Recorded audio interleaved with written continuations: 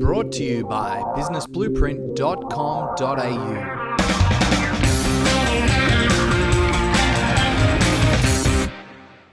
Hi, I'm Dale Beaumont. I'm the author of 16 best-selling books and the creator of Business Blueprint. You're about to step inside one of our live seminars called The New Rules of Business, and you're about to discover a range of tactics and strategies to help you to grow your business faster and easier than ever before. So enjoy the video, and we'll talk again soon. Okay, what about the difference between outsourcing and out-tasking? Now, out-tasking, there's a difference, okay? Out-tasking is for one-time or specialty tasks. So if you want to get a logo designed, you design the logo, it's then done, and that's it, end of story. That'd be something that you out-task, okay?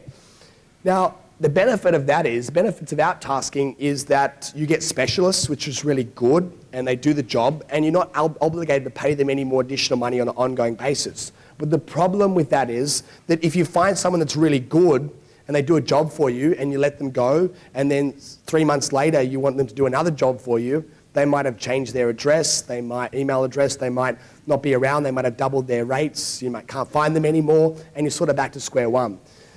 With outsourcing, this is where you're going to find someone that's going to work for you on an ongoing basis, normally part-time, which is 4 hours per day, or you can do 8 hours per day full-time. The benefits of that is that once you train somebody up in your system of how you do things, then they will stick with you.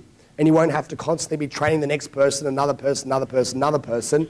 But the obviously disadvantages are that you're going to have that ongoing commitment to making sure that you pay them every single month because they are now subcontracted to you, okay?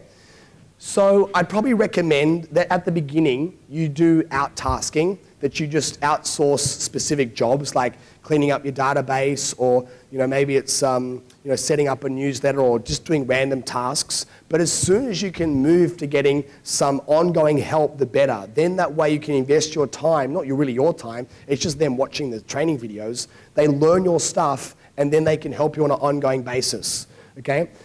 So you want to do outsourcing, and you want to start with 4 hours a day, and then move, if you can, to 8 hours per day. Now, I had a friend of mine who just employed a new staff person, and he employed her for 4 hours during the day, and he said to me, Dale, do you want her for the other 4 hours of the day?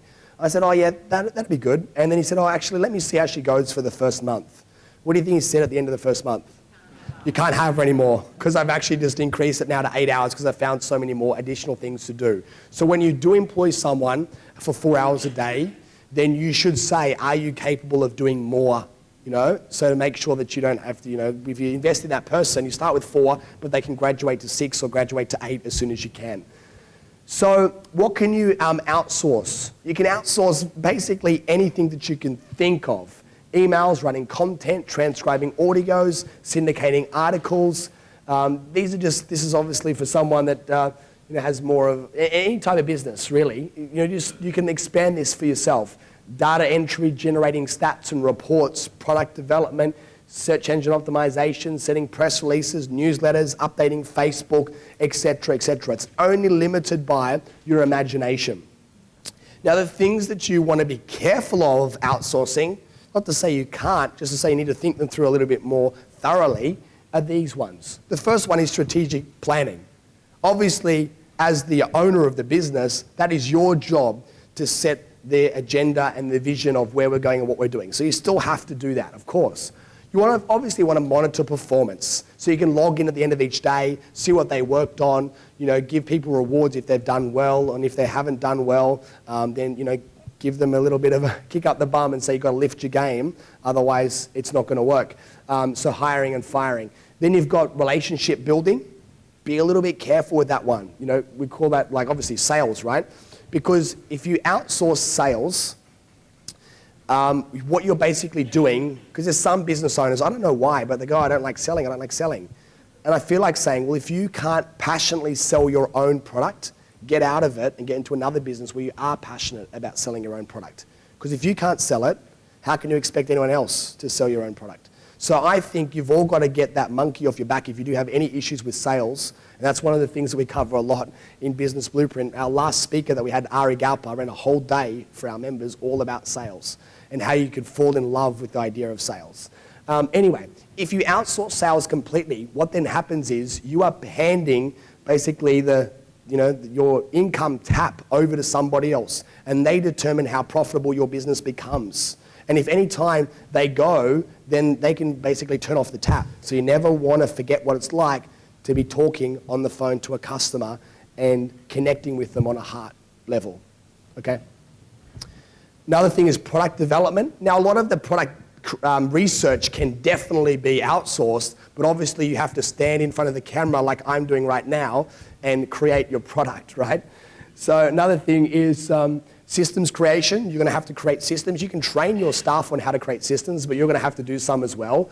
And then finances. So I mentioned before that we've got a separate person that comes into our home office and looks after all of the bookkeeping once a week. And then every quarter we meet up with our accountant, we sit down and we assess our financial position, and our staff, they don't need to get involved in that process. And the last thing is the things that you love. If you outsource everything and you lose the passion for your business, that's not a good thing. So you always want to have a good balance. Hi, I'm Dale Beaumont. I'm the guy you've been watching in the video just there. And I'd like to give you the chance to connect on an ongoing basis. If you've enjoyed what you've learned and you'd like to learn more, then please head to our website. The address is www.businessblueprint.com.au. That's businessblueprint.com.au. I look forward to connecting with you more there and helping you to build a stronger and more profitable business. Brought to you by businessblueprint.com.au.